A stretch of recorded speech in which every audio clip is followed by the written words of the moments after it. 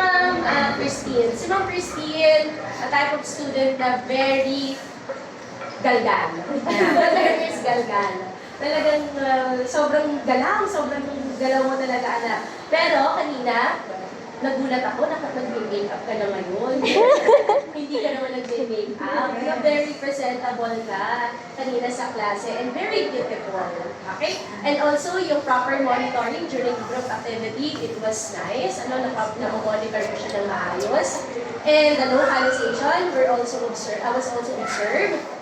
And what I am very surprised sa transformation or sa enhancement ng communication skills mo and your confidence. Kasi hindi po yan ganyan ka-confident before.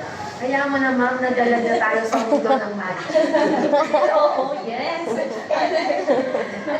So, continue improving your communication skills and your confidence. Nandiyan na yan, napalabas na yung certain communication skills and confidence na hinahanap ko sa iyo.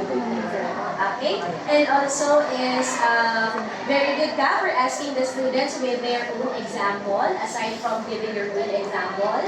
And the student responses were properly acknowledged by not only saying very good, excellent, those praising words, and also is students were given a chance to solve on the board. Yun talaga ang dapat. Learning by doing. Okay? And you have a nice concept. Hindi ko alam na may lahi pala kayong magsishare.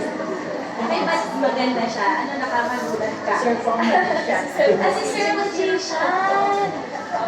Grabe talaga ang grabe talaga ang Okay, now, for my recommendation, I would like you to encourage the students to complete in sentence. In a complete sentence. Okay, to answer in a complete mathematical sentence. Why is it? Kanina kasi sagot ng bata is 432 lamang. So it should be 432 outfits, 100 options, 336 pizzas. So it should be complete. Okay? The sentence should be complete. And also,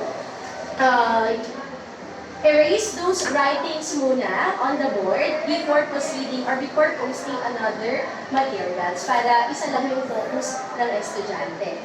And kung si Ma'am Teresa is okay na okay, ikaw, now ng now. So avoid excessive saying now. Okay, think of another transitional words. And when we have students' presentation, we should give our analysis and comments as a teacher. Just a simple feedback tungkol sa presentation nila. Okay? And to boost their engagement dun sa iyong lesson. And also, materials should be removed before the assessment. Kasi it's assessment time. That's the time for you to measure if may learnings na na-acquired si bata. Diba? So, medyo madaya yun kung nakikita pa nila yung mga materials sa board. Okay, but overall, congratulations. You did a wonderful demonstration. You have now found your passion. And that is the wish. Now keep your passion burning. Right? Okay, congratulations po. Kay Ma'am Alilio. Si Ma'am Alilio, you're very beautiful. Kasi lagi ka nag-smile all throughout the teaching and learning process. Lahat naman